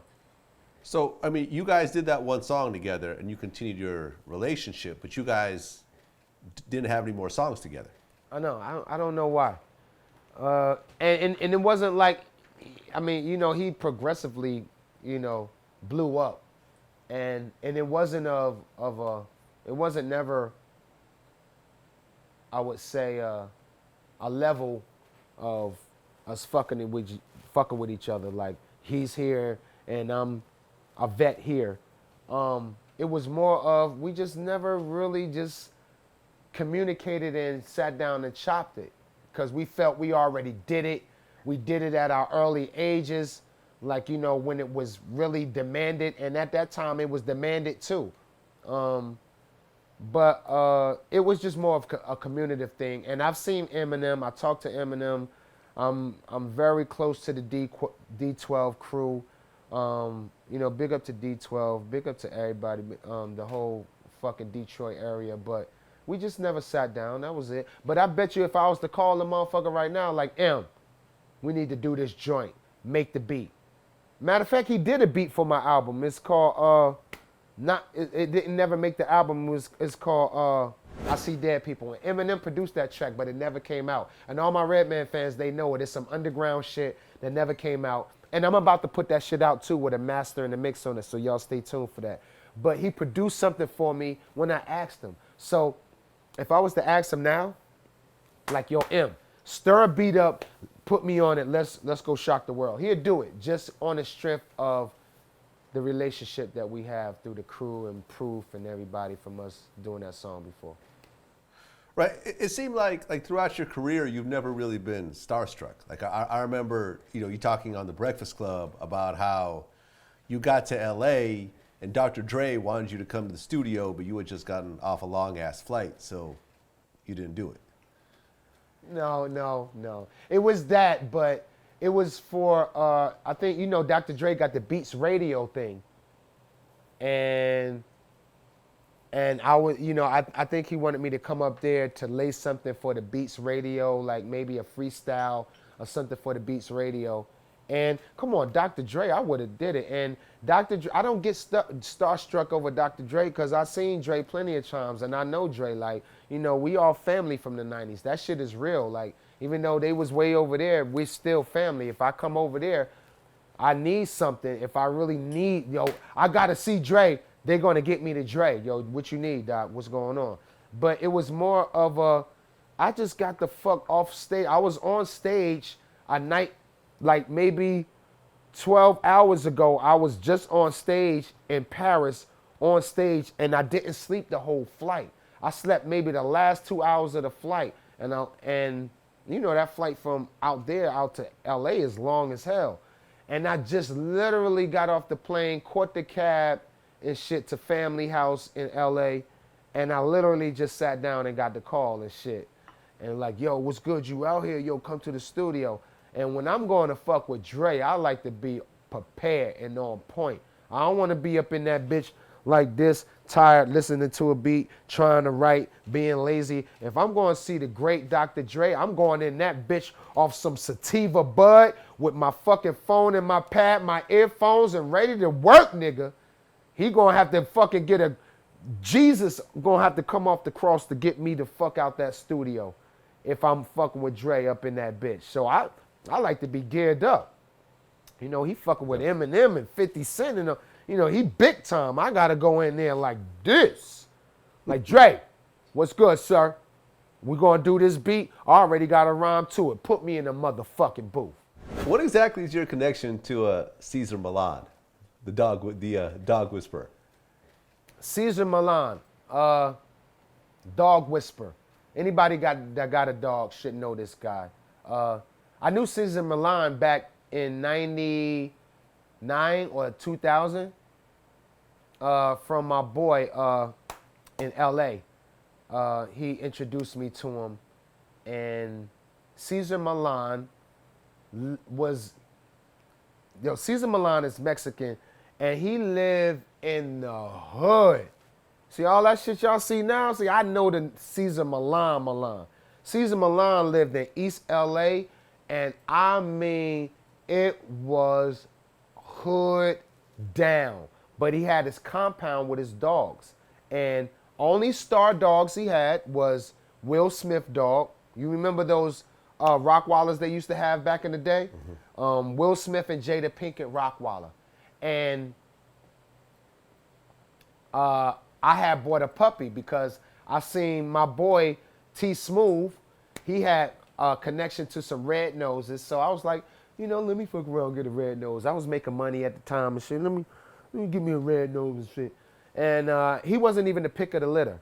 I just got him because he was just a little funny, hopping around little motherfucker. And he was like the littlest motherfucker in there. So I was like, yeah, let me get the littlest one in there. That means his shit ain't going to be that big when he shit. So I wanted the littlest one that's going to produce the littlest shit to clean up. You know what I'm talking about? So I got that little fucker there. And I took him, and he was just so happy and wild and happy. So I told my boy T Smooth to take me to get him trained where he got his dog trained at, which was Cesar Millan. And he had the compound on there. And if people remember Cesar Millan that followed him from back in the day, he was that guy back in the day in California that was on the news. He used to walk with like 10 Rockwallers in pits with no leash. He was that dude. Read back in the day on him. He was known for that. He was known for walking through LA with 10 Rockwallers in pits with no leash. And when they stop, when he stopped, they stop. When he walked, they walk. If he don't move, they don't fucking move. And people on the streets was amazed that he had so many aggressive dogs at one time, and none of them got out of line. So that's what he was known for. So long story short, I took my dog there, and I was paying for him to train him. All that dog whispering shit that he teaches now, I knew that shit back in 99, 2000. I knew it back then. I knew how to operate my dog without beating him, without none of it, without yelling. I knew how to work on movement. I know how to work on body language. That's what he teaches. I knew that shit back then. So I was working with him how to teach my dog that. So when I bring him back to the East Coast, I'm working with him. My career got more aggressive with Red and Meth. The movies came. I was getting more on tour. It got to a point where I couldn't leave him at home. So I was like, fuck it. I'm going to just leave him here with you, Caesar. And out of all the dogs he ever trained, also Tashina Arnold had from Martin, was Daddy's, my dog. She had his brother or sister, one of them. Long story short, my dog was the only dog that stayed out the compound with the family, with Cesar Millan family. It was just something about my dog and Cesar Millan that it was unbreakable. Even though me and my dog was close, but the magic between them two I was just like, wow. I was just like, you really fuck with my dog. So he's like, I love this dog right here. I've been training dogs all my life. It's something about him. And he was the house dog for the family. When I left him when I was on the road. And when I came back, I'd get him. So it got to a point where I left for like maybe 7 months. And I came back and my dog head was ridiculous. When I left him, he was like this. He was half size in between. I came back, he was a monster. I was like, yo, I was like, who dog is this? He was like, that's Daddy. I was like, all right, I stood still. He came around me. He was so big. He was like a lion. I was like, damn, is he gonna remember me? And then he smelt me for a while, and then he just started jumping up everywhere. So long story short again, I'm training him. He's training him still, and then he get his big break. He get his big break, and Daddy ends up being the spokes dog for his brand, and him getting on TV. And it was just like, you know what? I'll let you rock with him. I gave it to him. How it was done was kind of foul because Cesar Millan he was a Mexican, very humble Mexican out of East LA with his family. And moving into the Hollywood scene, it was a big step. So, of course, other people got involved, and a lady came down and got kind of aggressive with me as far as the business, and like, yo, either you're going to continue paying for your dog or, you could sign him over to Caesar right now. I was like, well, I was going to let Caesar rock with him anyway. But it was kind of foul on how it went about, and I don't blame Caesar. I kind of do, because he should have came to me like, yo, Doc, we don't need paperwork. I got Daddy here. We're going to do this TV thing. You straight. But it was done through paperwork. And at that time, I was aggressive with my career, but I had my money was tied up into something. So I didn't have the past bill that was due. So I was just like, you know what? You can rock with my dog. Fuck it. You let him blow you up your career. And that fucking dog took Caesar's career here. And they both worked there for each other because what he taught my dog and how the dog represented him, it both, balanced out his career and made him who he is. And I never got $1 for it. Not one dime. I never chased Caesar down. I never asked him for $1. I never asked him for one motherfucking thin fucking coin. Even though I could have deserved it a little bit, but no, I'm that kind of dude. I'm gonna be blessed for it. Dope story. He always tell me though, he always tell me to this day though, like, yo, you ever want another pit bull, I would train him and I would give him to you. He said, you want another one? I have him, I'll give him to you. So if I want another top of the line, red nose or blue pit, I got it from Caesar. He gonna train it and give it to him, but I'm not ready for no dog again. I feel you. I got a Rottweiler myself, so I've been going through the whole I know you training cleaning thing. up shit every day after him. We got a little dog run on the side that Nice. She goes and shits in. But Nice. We good. Look at you, rub it in my face, oh rich ass, bougie ass dog shit a litter, huh? Oh, bougie shit a litter. You ain't got the gloves like everybody else in plastic. He got his own little shit tunnel, huh? That's right. We recently did an interview with Boosie. They're trying to make everybody fucking gay. That's what I think. They're putting it on our culture. They're putting it everywhere. Gay stuff is everywhere, And I think they're just trying to do it to make a monetary gain. They're not doing it for the gays. They're not really fans of the gays. They're doing it for monetary gain, man. They're trying to make money off these people, man. You got cartoons they have gays on cartoons. Like, these are kids. Let kids make their own decision if they want to go that way. As someone who's a parent with 5 kids of your own, what's your take on that? You know what? I understand what. Big up to Boosie. He's a G, definitely. I understand Boosie. You know what? You gotta understand. Look, man. I'm gonna break the water on this shit here. Back in the day, we in our era, in the '90s era, yeah, there was gayness, but did I say that right? Gayness. There was gayness, but it wasn't glorified, and I don't have a problem with that, and I'm sure nobody in the '90s had a problem with that, and they're bringing it to more of attention now through TV and cartoons, and you're right, and I understand Boosie, his argument. I understand his argument. But you gotta understand too, like, dudes like Boosie, cause Boosie, he been in the game for a minute. He touches that edge of the beginning of the 2000 era, how the 90s feels. So he understands that from our era, there wasn't no filter kinda on that subject. There wasn't no filter on that subject. We said faggot and that was it. You said it on record. Nobody blew up about it. You knew what it was. You said gay or whatever. It wasn't pinpointed out. Oh, you said gay. Why you saying gay? So his argument is, his kids, he don't want his kids to understand what gay is right now. And I understand, I feel him on that. For example, the other day, I'm watching, and this is on a Nickelodeon channel or something like that. And one of the girls was saying, I like girls or something like that. Or she was just saying gay. And it was on a cartoon channel. And at that moment, when it was happening, my daughter was watching the cartoon. I was like, I did look over at her and I was like, damn, I wonder what's her intake on that situation right now.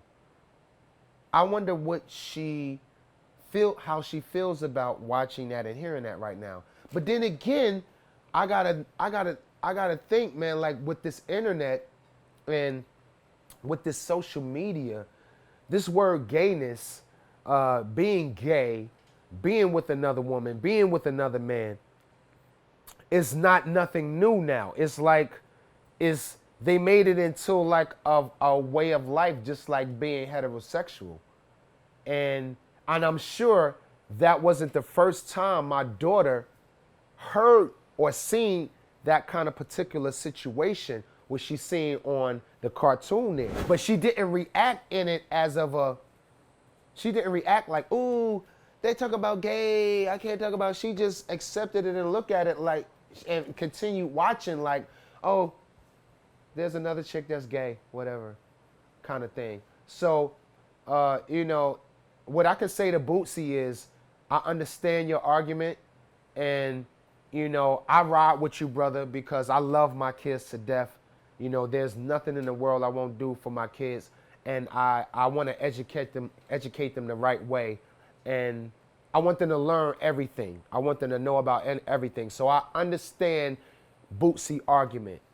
You know, sometimes when we talk about our kids, we get to a stage where we talk out of emotion, how strongly we feel on educating our kids the right way, till we just say, you know, that's not, I don't care what, you know, I didn't hear what he said, but I'm assuming if everyone took his blog in an offensive way, he said something about gayness that the gay community or anybody wasn't happy about. And sometimes our emotion get that way when we talk about our kids. And he's right. It's on a lot of fucking channels. Like I said, I seen it on the Cartoon Network too. I seen it on regular kids channels. They're saying they gay. And yeah, it's a balance that, you know, whether you teach your kids about it or not. Whether or not they're going to find out about it. And whether you teach them or not, they're going to find out about it in the street. They're going to see it on the TV. I would say, hey, if they're already watching it, why not alert them about it? You know, just, you know, y'all know about this gay shit, right? I do it a different way. I'll be like, y'all know about this gay shit, right? Okay, I respect it. The gay community, y'all see what's going on. I don't want it up in my goddamn house. You understand me? Yes, sir. Okay. We talked about it. When you say you don't want it in your house, no, I'm what just does that saying, in mean? my house, I'm just saying, I wouldn't, in other words, y'all know about the gay community, y'all understand it, but I'm a Christian. My mother raised me in the church, and in the church, we not doing that. That's just how I was raised. Not disrespect. The gay community, I respect them. They should have their rights. They should have what they believe in, just like anybody else fucking should. And they fucking listen to music too. So why not? I wouldn't give a fuck. They can buy my records, buy my goddamn records.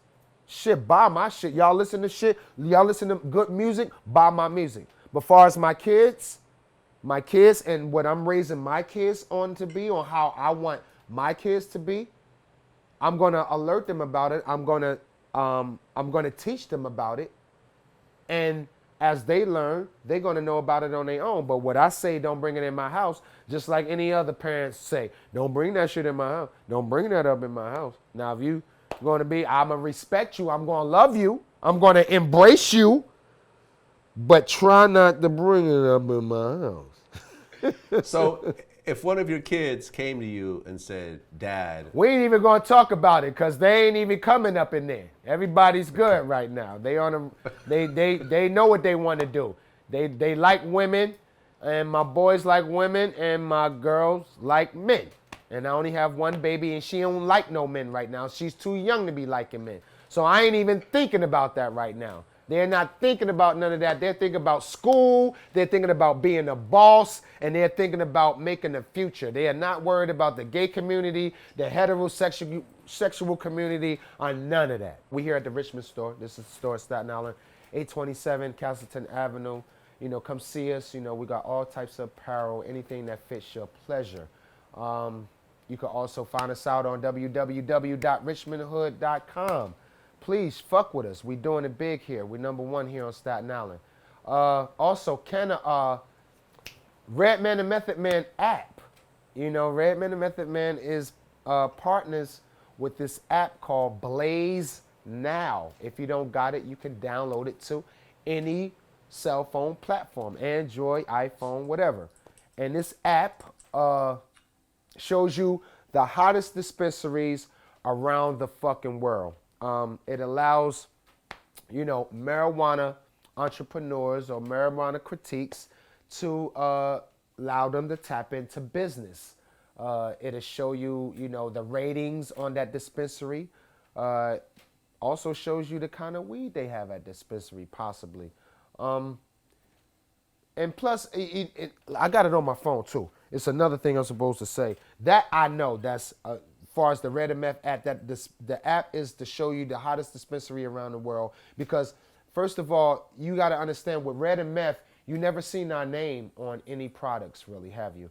You never seen our names on vape pens. You never heard of a Red and Meth strand. You never heard of a Red and Meth anything. That's because we're savoring our name for a bigger picture, for for future.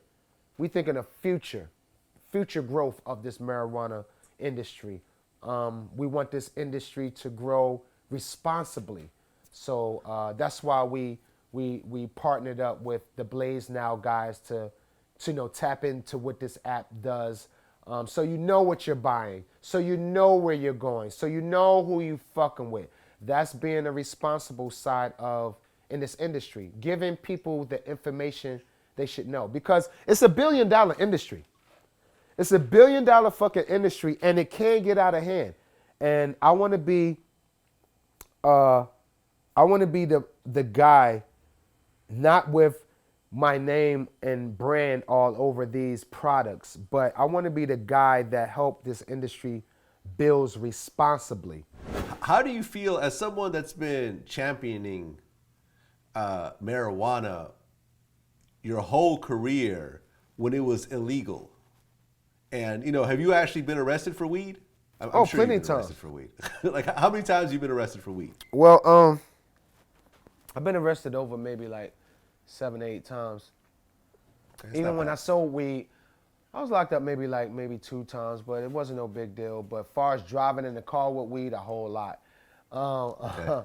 So how do you feel as someone that's been holding the torch for weed for so long and being arrested for it, while it's illegal, and now suddenly there's a whole change in the climate of what's happening? Like California is about to do a vote on recreational marijuana, and that's already done in a whole bunch of other states like Washington and so forth.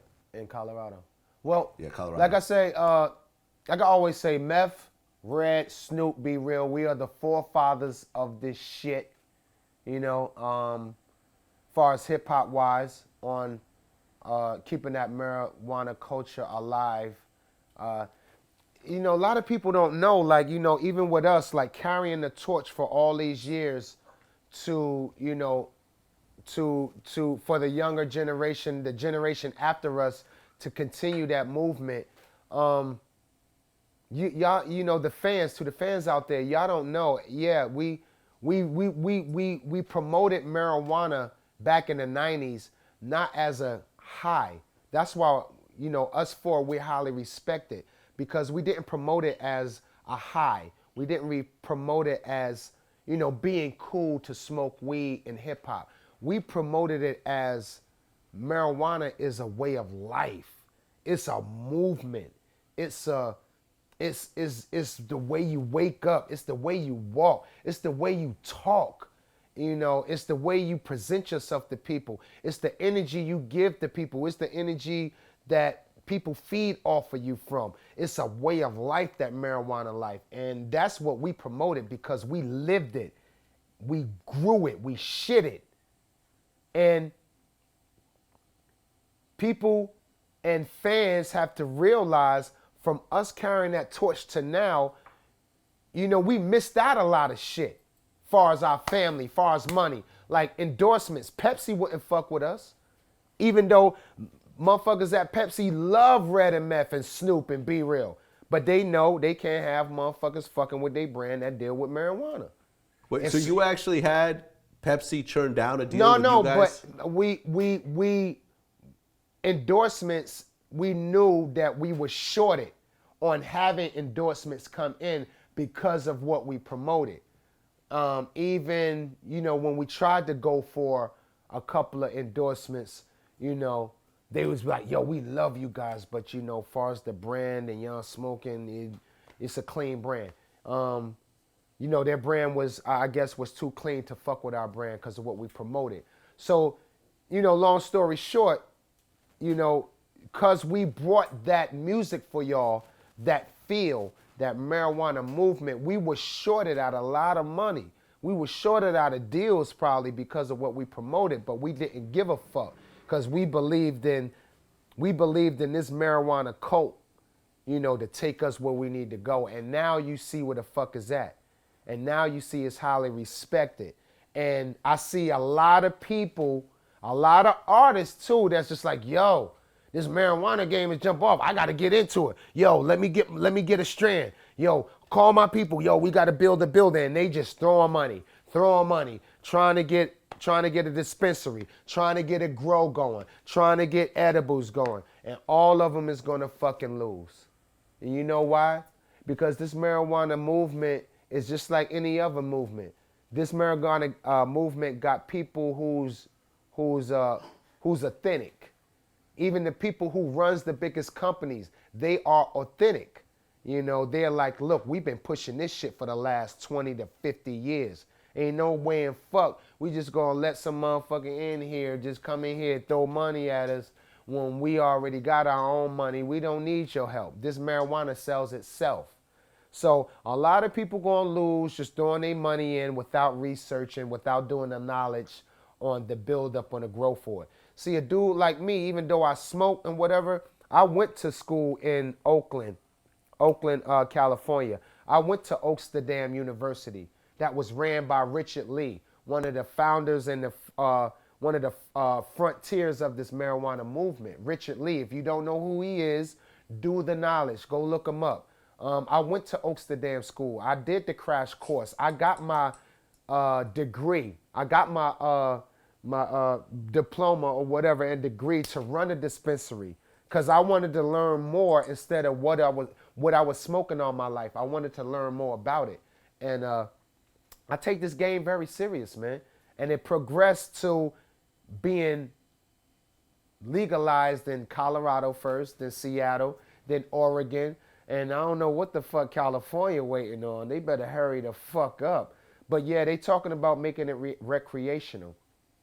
But at the end of the day, from where we came from to now is a gigantic progression. Because no one ever thought it would be in this kind of state of being legalized. Even us, when we promoted it in the 90s, we didn't think it was going to be legalized. And like I said, I like to talk to people. I like to listen. I was sitting next to this lady riding to California one time, and she's from Chicago. You know, she was a white lady and shit, a little older and shit, but she do business and she do, I guess, investments from other companies to other companies.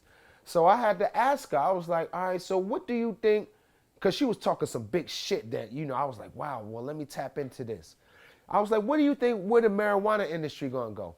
She was like, well, you know what? It's funny you said that because I have a big name too that's buying out land in North Carolina right now. And it was a big name, she said too, that's buying out land right now in California for the next 20 years because, you know, they're planning on, you know, they're trying to get it into Walmart. They want to be the main supplier for Walmart. And she's thinking 20 years ahead. I'm in a zone of, you know, it's about to be legalized. She's one of those business women that make deals for, you know, lifetime and future big business. So she's talking 30 to 20 years ahead. Like, yeah, they're buying out the farm right now to be the main distributor for Walmart when Walmart starts selling the weed. And I was like, or Rite Aid or Dwayne Reed to start selling the weed in a pharmacy. They want to be the main distributor. I'm like, God damn, that's I wasn't even thinking that goddamn far. So, yeah, it shows you where it's going to be and where it's going. Crazy. You know, and one of the, you know, you talked about the big four, you know, weed advocates in hip hop. And one of them you mentioned is Snoop. Now, Snoop has already performed at the White House, and he's actually about to perform at the Democratic National Convention. That lucky bastard. Snoop got such a dope team, man. That's my dude. Snoop been my dude for over 15 years too, but his team is so fucking dope. Yeah, he deserve it. Everybody loves Snoop, you know. I couldn't perform at the White House too. I curse too much, and my shit is My shit is not as I would say White House friendly as Snoop's. Well, what was the other app that you wanted to mention? No, I was finished telling you because I had to get my phone and read this. The Blaze Now app with Red MF, it's a GPS inspired utility application that encompass data collection platform. In other words, tell you all the dispensaries and the information about that dispensary.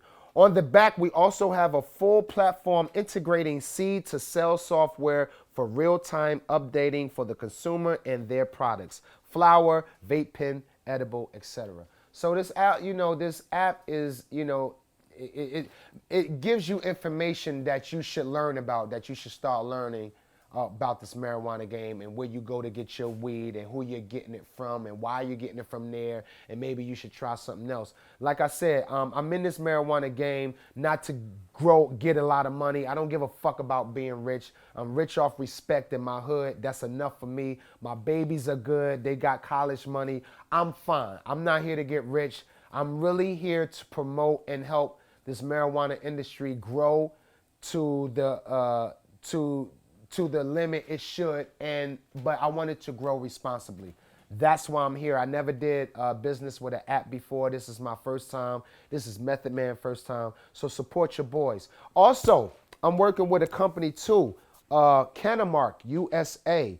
Y'all look it up, canamarkusa.com. That's CANNAMARK USA.com. Now, this is big business.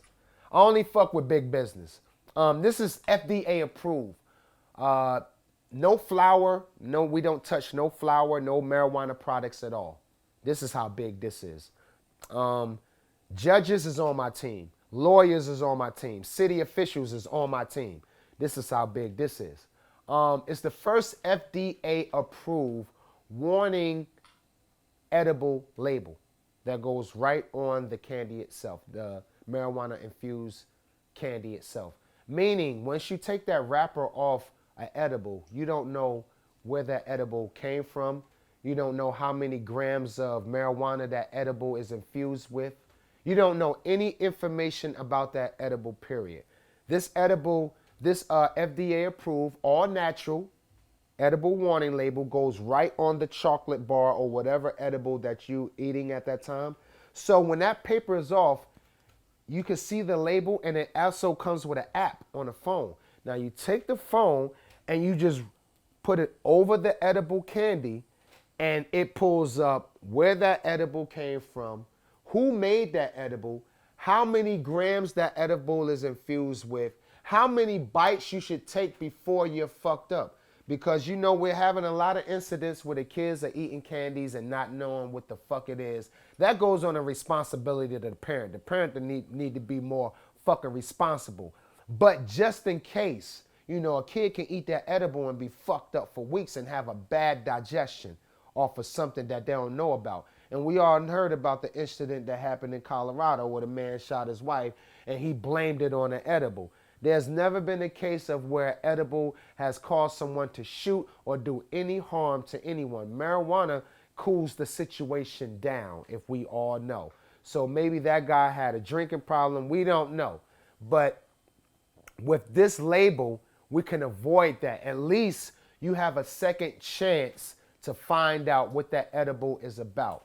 And it's Canamark USA, CANNAMARK USA.com. Go to the website, find out what it's about, what we're doing.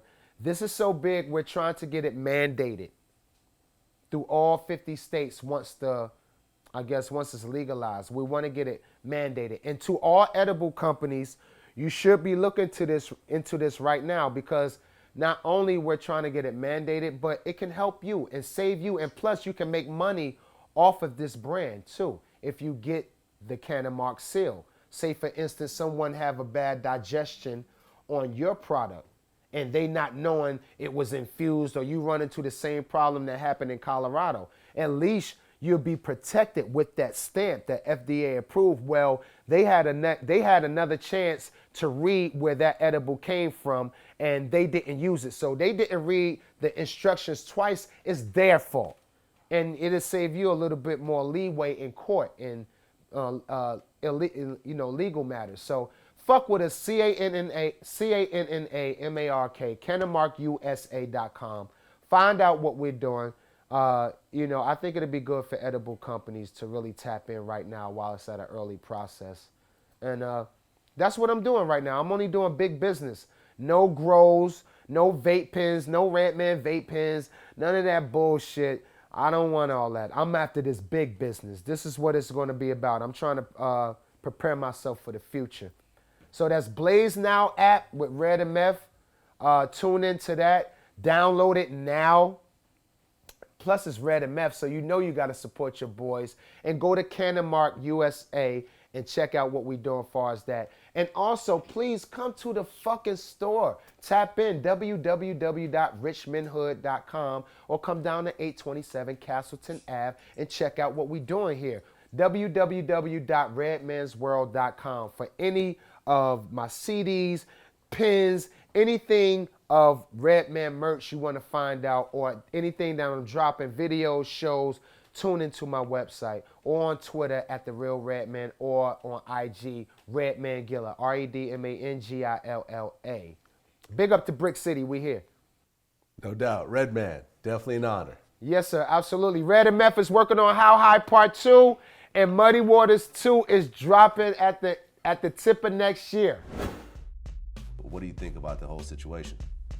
Man, my point of view, man, I really feel like they tried to paint a bad picture on my brother and tried to make him look like he was a hater. It was some envy, jealousy type shit, you know what I'm saying? And actuality, you know what I'm saying? Bro been having this shit, man. He been in the condo.